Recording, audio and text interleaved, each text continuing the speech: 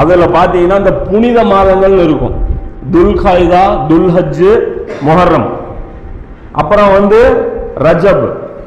இந்த 4 மாசம் மட்டும்தான் புனித மாதங்கள் இருக்கும். அது என்ன புனித மாதம் அப்படின்னா, அந்த மாதத்துல ரோட்ல ஒருத்தன் போனா அவன் மேல வழிப்பறி கொள்ளையர்கள் தாக்குதல் நடத்தப்பட மாட்டாங்க. புரியுதா? காசோட ஒருத்தன் போனா அவனை விட்டுருவாங்க. வியாபாரத்தோட அவன் பொருளோட போனா அவனை விட்டுருவாங்க. ஏன் விடுவாங்க? அதுக்கு ஒரு காரணம் இருக்கு.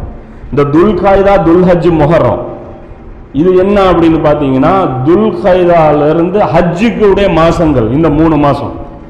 அப்ப என்னன்னா, துல்ஹஜ்ல தானே ஹஜ்ஜு, துல்ஹஜ்ல ஹஜ். அப்ப துல்ஹஜ் மட்டும் புனித மாசமா வைக்க வேண்டியதானே? ஏன் அப்படின்னா வைக்க முடியாது. ஏன் அப்படின்னா, டிராவலுக்கு இருந்த ஒரே சாதனம் ஒட்டகம். அப்ப ஒட்டகத்துல பல பகுதியிலிருந்து மக்காவுக்கு வரணும்னா குறைஞ்சது 1 மாசம் ஆகும். அப்ப துல்ஹஜ்ல போய் சேரணும்னா அப்ப துல்காதால கிளம்பணும். அப்ப துல்ஹஜ்ல ஹஜ் செஞ்சுட்டு திரும்பி போகணும்னா அப்ப முஹர்ரமும் சேஃப்டியா இருக்கணும். அப்ப அதுக்காக ஊருக்கு போறதுக்காக அந்த மாசம் புனிதம், ஹஜ் செய்யறதுக்காக அந்த மாசம் புனிதம், ஹஜ் செஞ்சு ரிட்டர்ன் அவன் பத்திரமா ஊருக்கு போய் சேர்றதுக்காக அந்த மாசம் புனிதம். புரியுதா? அப்ப அதுக்காக 3 மாதங்கள் வரிசையா புனிதம். சரி, இந்த ரஜப் எதுக்கு தனியா புனிதம் அப்படின்னு பார்த்தா, உம்ராவுடைய மாசமா ரஜப் வச்சிருந்தாங்க. அப்ப அந்த ஹஜ்ஜ கிரான் அப்படிங்கிறது பார்த்தோன்னா 2-3 மாசம் நடக்கக்கூடிய ஹஜ், அதுக்கும் அது செய்வாங்க.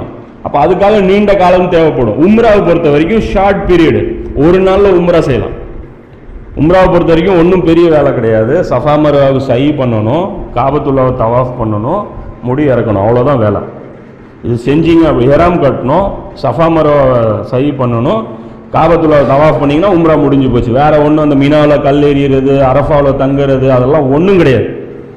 புரியுதா? அப்போ உம்ரா பொறுத்த வரைக்கும் ஒரு நாளில் முடிகிற வேலை. அதனால ரஜபை உம்ராவுடைய மாசத்துக்கு ஃப்ரீஸ் பண்ணி வச்சுட்டாங்க, காம்ப்ரமைஸ் பண்ணி வச்சுட்டாங்க. அப்போ இந்த மாதங்கள்ல தான் அவங்களும் என்ன பண்ணுவாங்க, வியாபாரிகள்லாம் மக்களை வியாபாரம் பண்ணிட்டு போயிடுவாங்க.